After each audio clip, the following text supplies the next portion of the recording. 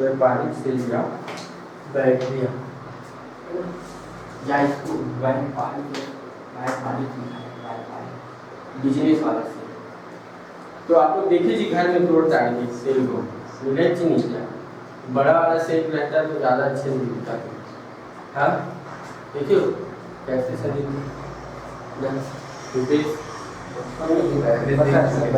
खेले से देखे भी नहीं होंगे। कैसे देखिए, अरे हम लोग बचपन में क्या करें, उसको तोड़ के उसमें चक्का लगा के कल चला हुआ ऐसा देखे होंगे, उसको पता होगा। जो नहीं देखिए उसको भी अभी दिखा देंगे। ठीक, तो ये जो व्यापारिक सेल है इसको दो भागों में बांटा गया है। कितने भागों में? दो भागों में।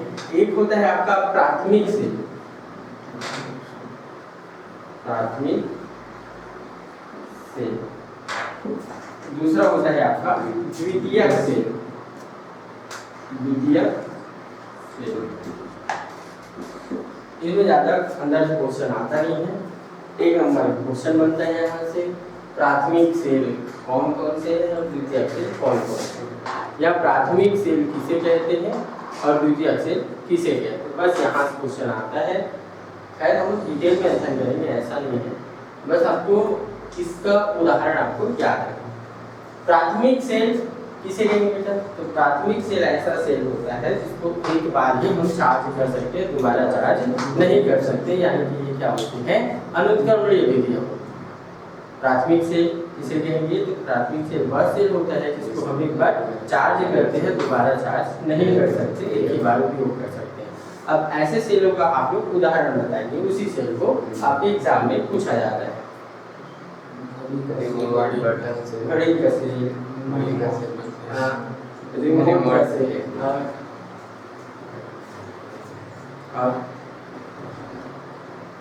जो खिलौने में रखता है छोटा बैटरी से छोटा लगता है, इसमें लगा हुआ है। इसमें जो छोटा वाला सेल जो घड़ी में रखते हैं उसको मरकरी सेल होता है ना। इसका उपयोग कहाँ कहाँ कर सकते हैं हम लोग? तो रिमोट में हो गया, घड़ी में हो गया, खिलौने में हो गया। इतना एग्जाम्पल कम से कम याद रखना। देखिए बोला ये सेल, प्राथमिक सेल किसे कहेंगे? ऐसा सेल जिसको हम लोग एक बार ही यूज कर सकते हैं, उसका दोबारा उपयोग नहीं कर सकते, यानी दोबारा से चार्ज नहीं कर सकते, प्राथमिक सेल कहलाता है। द्वितीयक सेल किसे कहेंगे? द्वितीयक सेल ऐसा सेल होता है जिसमें एक बार चार्ज खत्म होने के बाद उसको दोबारा से रिचार्ज किया जा सकता है, वो क्या कहलाता है? आपका द्वितीयक सेल कहलाता है। ठीक है, अब द्वितीयक सेल कौन होगा? बैटरी, गाड़ी का बैटरी, कार का बैटरी, मोबाइल का बैटरी, और किस चीज़ का बैटरी हो सकता है? पूरा बैटरी है ना। लेकिन ऐसा बैटरी है जिसको हम दोबारा उपयोग कर सकते हैं। इसमें हम लोग बात करेंगे शीर्षक संचायक सेल के बारे में, है ना। और इसमें हम लोग अध्ययन करेंगे आपका जो रिमोट का सेल है और एक आपका घड़ी का सेल है ना। तो रिमोट के सेल को बोलते हैं हम लोग, क्या सेल बोलते हैं? उसको लेग्रांसी सेल बोलते हैं, लेग्रांसी। एक और क्या बोलते हैं उसको? एक और क्या सेल बोलते हैं? इसको बोलते हैं ड्राई सेल, शुष्क सेल एक बोलते हैं। इसी का नाम है, इसी को बोलते हैं क्या? आपका शुष्क सेल या ड्राई सेल, है ना। हम लोग पहला टॉपिक पढ़ेंगे आप लेग्रांसी सेल या शुष्क सेल। सेकेंड टॉपिक बात करेंगे हम लोग मरकरी सेल के ऊपर। मरकरी सेल जो हमारे जो हाथ घड़ी करते हैं ना, उसमें क्या लगा रहता है? ये वाला मरकरी सेल। ये काम कैसे करता है, इसमें एनोड कैसे होता है, कैथोड कैसे होता है, इसके बारे में जब भी आप इसका अध्ययन करेंगे आपको तीन चीजों पर ही ध्यान रखना है। पहली चीज, इसकी संरचना कैसे है, संरचना, फिर एनोड को पहचानना, फिर आपको क्या पहचानना है? कैथोड को पहचानना। कैथोड को पहचानने के बाद इसमें अभिक्रियाएं देन यूज। बस इतना चीज आपको याद रखना है, ज्यादा चीज इसमें याद नहीं रखना। घड़ी में लाएंगे व्यापारिक सेल, अब इसके बारे में कुछ कुछ लिखेंगे क्योंकि हमारा बोर्ड एग्जाम है, बोर्ड एग्जाम में इसको लिखना पड़ता है।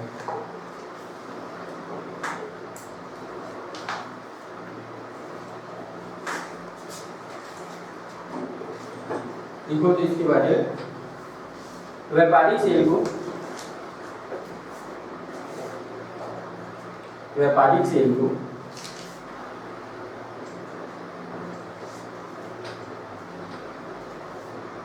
व्यापारिक सेल को दो भागों में बांटा गया है। व्यापारिक सेल को दो भागों में बांटा गया है।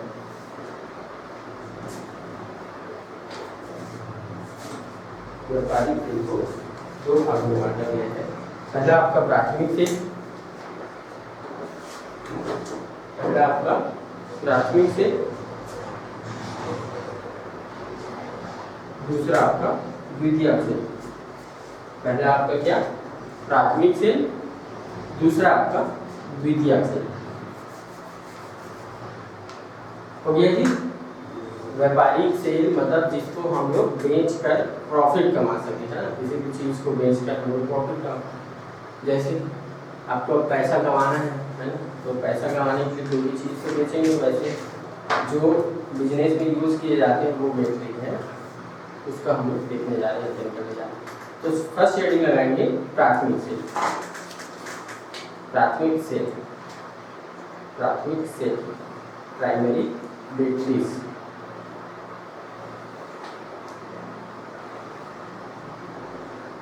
हो गया।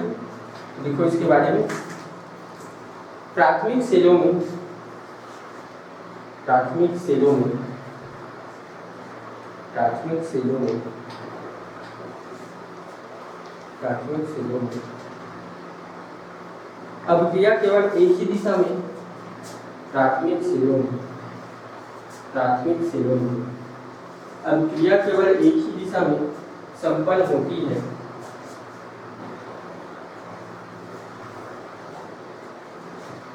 प्राथमिक सेलों में अभिक्रिया केवल एक ही दिशा में क्या होती है? संपन्न होती है। अतः इन्हें आवेशित नहीं किया जा सकता है। अतः इन्हें आवेशित नहीं किया जा सकता है।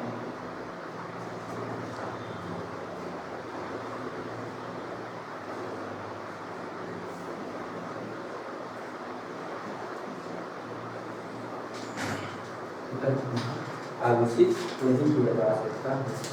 इन्हें केवल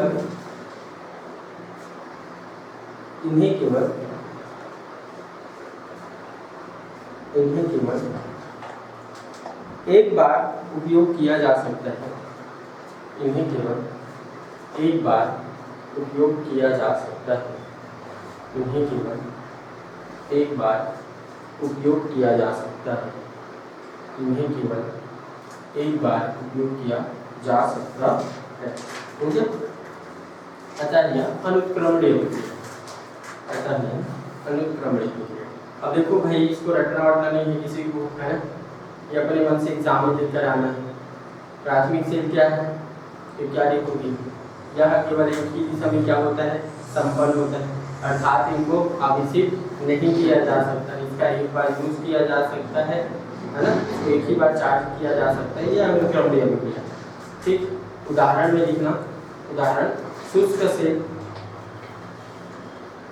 व मरकरी सेल। उदाहरण, शुष्क सेल व मरकरी सेल। शुष्क सेल व मरकरी सेल। शुष्क सेल व मरकरी सेल। शुष्क सेल व मरकरी सेल। अब देखो हम लोग अध्ययन करेंगे शुष्क सेल के बारे में। तो रीडिंग लगाओ। शुष्क सेल, इंग्लिश में इसको बोलते हैं ड्राई सेल। शुष्क सेल, इसमें क्या क्या पढ़ना है आपको? संरचना, रेनॉल्ड्स चेक क्या है, उसका उपयोग और अभिक्रियाएं, इतना चीज पढ़ना है ना। तो हेडिंग लगाएंगे क्या है? शुष्क सेल। चलो चित्र बना देते हैं पहले। आप लोग उसको दिमाग में तो बसा होगा मेरे ख्याल से, जो आपका सेल है, देखिए होगा। सबसे पहले आप उस सेल को देखोगे, तो सेल को देखते हैं तो बाहर की तरफ कुछ लगा रहता है जो हार्ड रहता है। बाहर की तरफ परत लगा रहता है। अब स्टिकर मत कहना, वो क्या है, परत रहता है, वो बना रहता है आपका जिम का। ऐसा अगर मैं ऐसा बना, ये बना रहता है किसका, जिंक। जो बाहरी परत है ये बना रहता है आपका जिंक। ठीक, अब इसके अंदर यहाँ से इसके अंदर विद्युत अपघटित पदार्थ डले।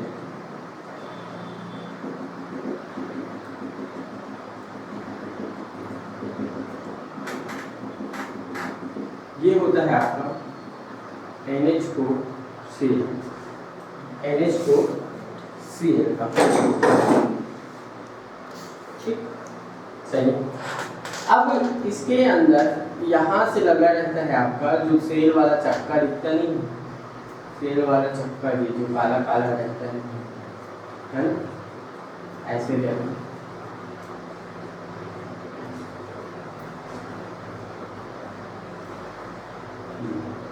अब इसके अंदर भी एक पेस्ट भरा रहता है, इसके अंदर भी एक पेस्ट भरा रहता है जो होता है आपका MnO2 या होता है आपका कार्बन या किसी मिला करके चांदी। ठीक, इतना कुछ कार्बन चांदी की परत क्या होती है, लगी रहती है। या आप इतना बस याद रख सकते हो, ये और ये कार्बन, तो उसमें चांदी भी दिया है। ये जो आपका जो सेल है ना, जो राड जैसा काला काला दिखाई देता है, ये बना रहता है आपका किसका, ग्रेफाइट। किसका, ग्रेफाइट। ग्रेफाइट आप जनरली किसमें देखोगे, 6 में देखोगे तो समझ में आ जाएगा। और यही काम करता है आपका कैथोड का। किसका काम करता है ये, कैथोड का। ठीक, अब इधर से इसमें पिचिंग कर दिया जाता है ऐसा, और इसमें लगा दिया जाता है केप। इसमें क्या लगा दिया जाता है आपका, केप। ये हो गया आपका सेल। ठीक, ये हो गया आपका सेल। सबसे पहले अगर सेल की संरचना के बारे में बात करेंगे तो इसमें जिंक का क्या होता है, पात्र होता है। जिंक के अंदर आपका इसका अमोनियम क्लोराइड यानी कि NH4Cl का क्या भरा रहता है, पेस्ट भरा रहता है। या आप इसमें ZnCl2 या ZnCl2 का क्या डाल सकते हो, पेस्ट डाल सकते हो। ठीक है, अब इसके अंदर जाए तो अंदर में भी एक और पात्र होता है जिसमें MnO2 का क्या लगा रहता है, आपका पेस्ट लगा रहता है। उसके अंदर क्या लगा रहता है, आपका ग्रेफाइट का छड़ लगा रहता है। अब ग्रेफाइट का छड़ किसकी तरह काम करता है, तो ग्रेफाइट की छड़ किसकी तरह काम करता है, आपका कैथोड की तरह क्या करता है, ये कार्य करता है। अभी कैसे काम करता है उसको देखते हैं। ठीक, मैंने क्या बोला, जो जिंक है, जो जिंक की प्लेट है वो किसकी तरह काम करता है बेटा, एनोड की तरह।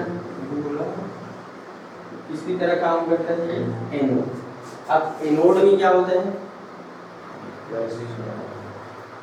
एनोड से ऑक्सीकरण होता है। एनोड में हमेशा शुरुआत से देखें, और जब ऑक्सीकरण होता है तो वहाँ से क्या निकलते हैं, इलेक्ट्रॉन। क्या निकलते हैं आपका, इलेक्ट्रॉन। अगर एनोड की रिएक्शन देखिए तब एनोड की रिएक्शन देखते हैं, Zn था, सही है। Zn से ही क्या बना आपका, Zn2 प्लस क्या हुआ आपका, 2 इलेक्ट्रॉन निकला। यहाँ तक सबको समझ में आ रहा है, एनोड का ये दिया हो रहा है। अब ये क्या हुआ, अब ये टूट गया ना, यहाँ चला गया इसमें Zn2 प्लस के रूप में, इसमें चला गया Zn2 प्लस के रूप में। तो यहाँ से ये भी ब्रेक होता है, कौन आपका, जो ये पेस्ट है विद्युत अपघटित पदार्थ। अब विद्युत अपघटित पदार्थ स्वाभाविक सी बात है, दो भागों होगा, ये प्लस और ये क्या आपका माइनस। ठीक, ये प्लस और ये माइनस। अब ये यहाँ से निकलने के बाद प्रवेश करते हैं यहाँ। तो यहाँ कौन उपस्थित है आपका, ये इतना MnO2 प्लस यहाँ से क्या निकला है आपका, इलेक्ट्रॉन। ये सब मिलके कहाँ चले जाते हैं, ठीक, कैथोड। और कैथोड में क्या होता है आपका, अपचयन। कैथोड में क्या होता है आपका, अपचयन। तो इसका रिएक्शन अगर हम लोग लिखना चाहें तो कैसे लिख सकते हैं, जो आपका MnO2 है देखो, इसका रिएक्शन MnO2 प्लस यहाँ से क्या निकला आपका NH4 प्लस में, सही है ना, प्लस यहाँ से क्या निकला आपका इलेक्ट्रॉन, 2 इलेक्ट्रॉन निकला। इलेक्ट्रॉनों की संख्या जितना चाहे हम लोग बढ़ा सकते हैं, क्योंकि ये जो जिंक है यहाँ से बार बार क्या होते रहेंगे, इलेक्ट्रॉन आपका रिलीज होते रहेगा। जितना चाहे आप इलेक्ट्रॉन क्या कर सकते हो, बढ़ा सकते हो, घटा सकते हो। अब चयन करना है मतलब इलेक्ट्रॉन लेगा ये जितना मन होगा उतना ले सकता है। ठीक, ऑक्सीकरण में जितना ज़्यादा ऑक्सीजन दे सकते हो उसकी कोई लिमिट नहीं है। अब ये अभिक्रिया करके कुछ ऐसा बनाता है MN2O3 प्लस बनाता है ये जल H2O। वैलेंसी करेंगे जी अभी, है ना, उसके रिएक्शन में बता रहा हूँ क्या क्या बनाता है। और बनाता है ये NH3, क्या बनाता है NH3। चलो अब बात आता है किसका, वैलेंसी का। मेन चीज यही है जो आप लोग जानिए, पूरा कारनामा कर गया है ना। इधर देखिए MnO2, Mn की संख्या कितना है यहाँ, एक, लेकिन यहाँ कितना है, दो। वर्तमान के लिए यहाँ दो लगा सकते हैं, बाद में फिर चेंज कर सकते हैं, सही है। NH4, N की संख्या कितना है यहाँ, एक, वहाँ पे हाइड्रोजन की संख्या यहाँ कितना है, 4, वहाँ कितना है, कितना है अभी, 3, है ना, 3, और इधर अभी 4, और इधर है कितना, 5। हमको टोटल इसका वैलेंसी करना है ना, तो इधर हम लोग क्या करते हैं, संख्या को बढ़ा ले, क्या इधर 2 डालते हैं, कितना हो गया ये 8, 3 2 यहाँ कितना डाल दें, 3 3 दूनी 6 और 2 8। अब नाइट्रोजन नाइट्रोजन N की संख्या तो देखो, N की संख्या देखो ना, यहाँ कितना हो गया भाई, 3 हो गया, यहाँ कितना हो गया, 2 से काम चलने वाला है, तो कितना कर दिया यहाँ 3, तो 3 किया 9, है ना, 9 और 2 कितना हो रहा है 11, और ये कितना हो रहा है 4 किया 12, एक एक्स्ट्रा हो जा रहा है, हाइड्रोजन यहाँ कितना कर दे 2, कितना हो जाएगा 8, यहाँ कितना हो जाएगा आपका 2, 3 दूनी 6 और 2 8, तो क्या है ना। ऑक्सीजन की संख्या वैलेंसी करो तो 2 दूना 4, 2 दूना 4, और यहाँ कितना हो रहा है 3 और 1 4, हो गया वैलेंसी, हो गया वैलेंसी, नहीं हुआ, देखो अब देखो यहाँ कितना इलेक्ट्रॉन निकलेगा, यहाँ 2, यहाँ भी आपको क्या रहेगा, क्योंकि यहाँ से कितना इलेक्ट्रॉन निकलेगा 2, वैलेंसी 1, यहाँ से भी आपका 2 इलेक्ट्रॉन निकलेगा। ये हो गया आपका कैथोड का रिएक्शन, यानी कि यहाँ क्या हुआ बेटा आपका अपचयन, और यहाँ क्या हुआ आपका ऑक्सीकरण। ये क्या है आपका कैथोड। अब कुल रिएक्शन लिखना है आपको, टोटल रिएक्शन, टोटल अभिक्रिया लिखना है, कुल अभिक्रिया तो कैसे लिखते हैं, जो कटता है उसको क्या करते हैं हम लोग, कटाते हैं, बाकी सब चीजों को क्या कर लेते हैं, सेम ले लेते हैं। देखो ये और ये हुआ कैंसिल, और कुछ बचा क्या, ये बचा, यही है ना, लिख दो इसको, या इसको लिखो या उसको लिखो,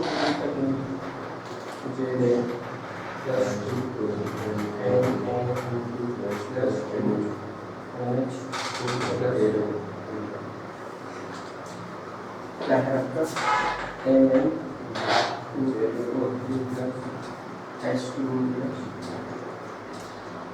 छड़ तो नहीं है ना कोई,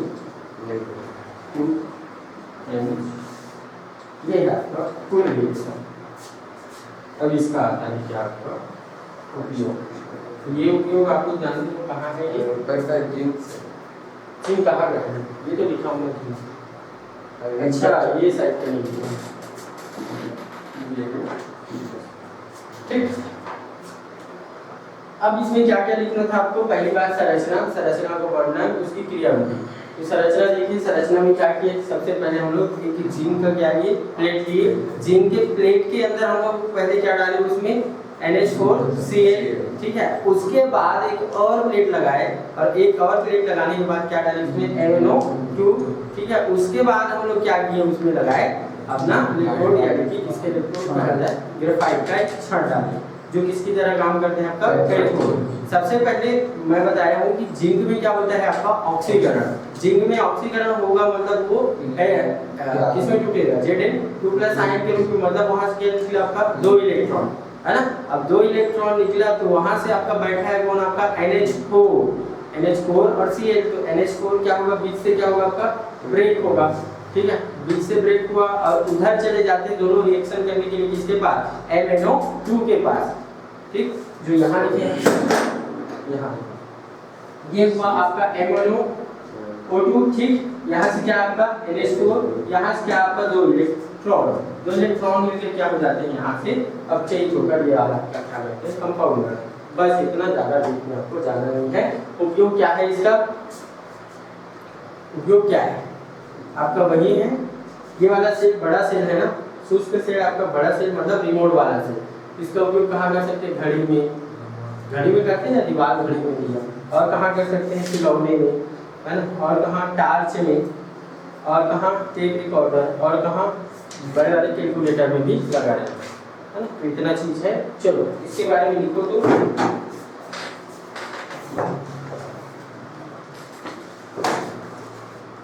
ज़्यादा इसके बारे में जानकारी नहीं है।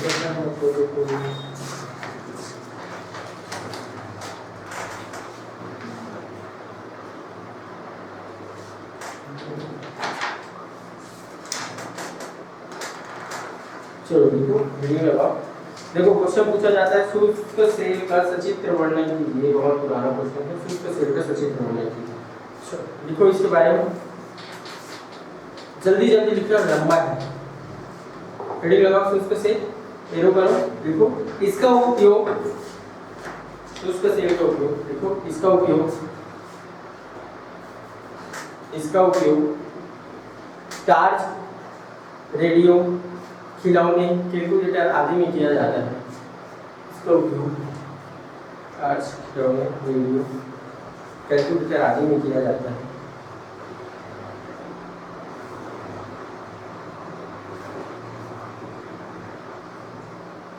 यह लेक्लांसी सेल के सिद्धांत पर कार्य करता है।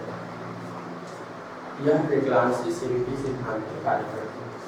अब वो सिद्धांत क्या है आपको पढ़ना है, वो सिद्धांत यही है कैसे आपका एनोड से इलेक्ट्रॉन रिलीज होते हैं, है ना। लेक्लांसी सेल के सिद्धांत पर कार्य करता है।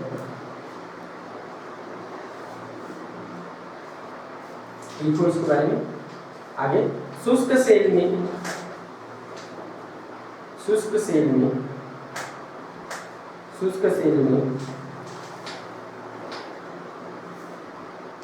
Zn का एक आवरण, Zn का एक खोखला आवरण रहता है ना। शुष्क सेल में किसका, यह Zn का एक खोखला आवरण ये वाला रहता है, जिसके ऊपर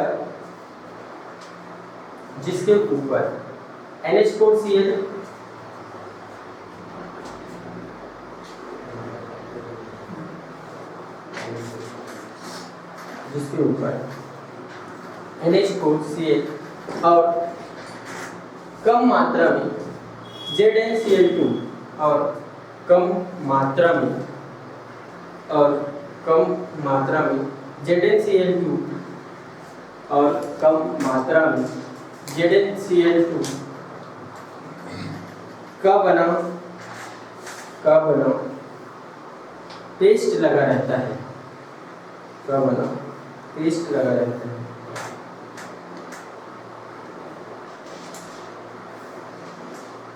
हो गया।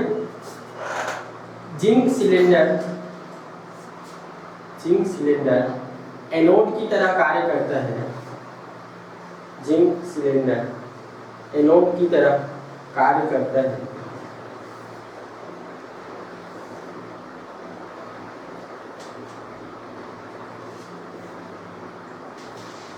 हो गया, कार्य करता है। कैथोड एक कॉपर की छड़ होती है, कॉपर नहीं है, कार्बन। कैथोड एक कार्बन की छड़ होती है। कैथोड एक कार्बन की क्या होती है, छड़ होती है, जिसके चारों तरफ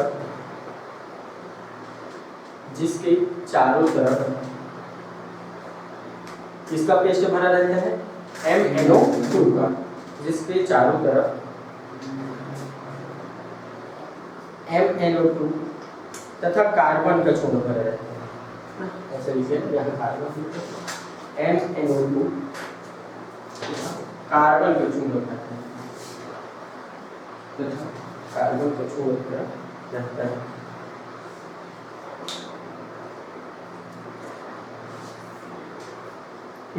अब जब भी आपको सेल को तोड़े होंगे तो देखे होंगे यहाँ से कुछ कागज के जैसा निकलता है जो यहाँ पीछे हो रहा है, देखिए इसके बारे में।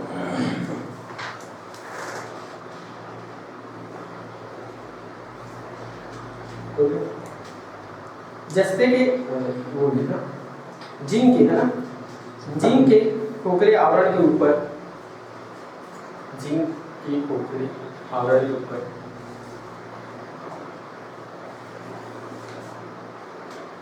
मोटे कागज का आवरण लगा रहता है।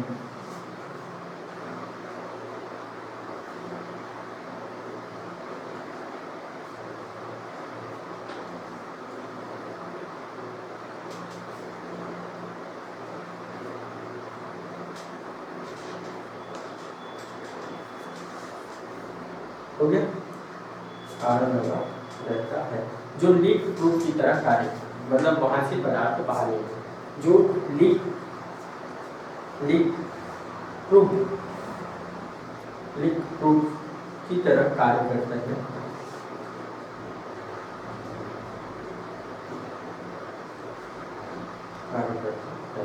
ये हो गया उसके बारे में वर्णन, उसको उपयोगी सामने में लिख लिए हुए, क्या क्या लिखे उसको समझो एक बार। इसका उपयोग कहाँ कहाँ करते हैं, टेप रिकॉर्डर, खिलौना, टार्च, मोबाइल इसमें घड़ी में किया जाता है ना। इसमें क्या होता है, जिंक का एक खोखला क्या होता है, आवरण होता है, इसके ऊपर इसका पेस्ट लगा रहता है आपका, जो NH4Cl या हल्की मात्रा में इसका ZnCl का क्या लगा रहता है, पेस्ट लगा रहता है। ये आपका एनोड की तरह कार्य करता है, ठीक है। इसमें क्या होता है, कार्बन की या ग्रेफाइट की क्या होती है, छड़ होती है, जिसके चारों तरफ इसका पेस्ट भरा रहता है, NO2 का क्या भरा रहता है, पेस्ट भरा रहता है। इसका एक मोटा कागज से क्या किया जाता है, पिचिंग किया जाता है, यानी कि इसको बंद किया जाता है, जो लीड प्रूफ की तरह कार्य करता है। आगे देखो इसकी क्रियाविधि कि इसमें क्रियाविधि होता कैसे।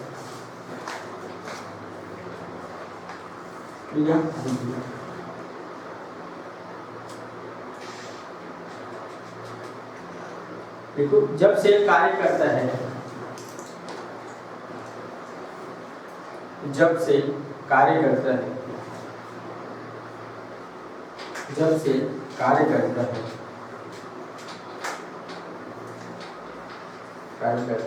तो Zn धातु इलेक्ट्रॉन त्याग कर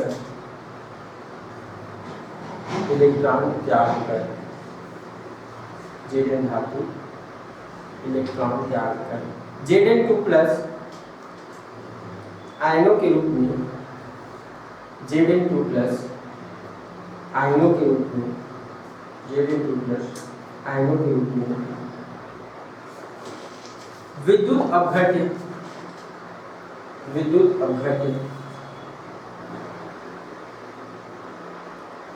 अपघट्य NH4Cl में विद्युत अपघट्य NH4Cl में विलय हो जाता है, NH4Cl में विलय हो जाता है।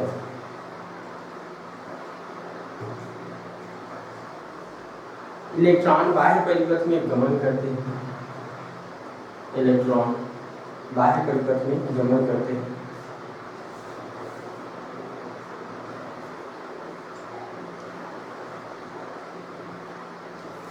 इलेक्ट्रॉन बाह्य परिपथ में गमन करते हैं,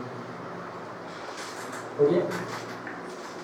तथा कैथोड द्वारा ग्रहण कर लिए जाते हैं, तथा कैथोड द्वारा ग्रहण कर लिए जाते हैं।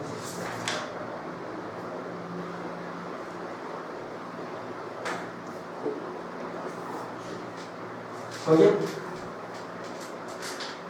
बस अब आपको क्या लिखना है, ये ज़्यादा कुछ नहीं लिखना है, एनोड कैथोड ऐसे लिखो, एनोड कैथोड।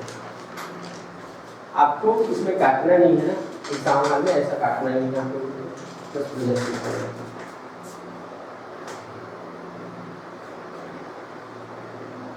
साफ लिखेंगे, बढ़िया लिखेंगे।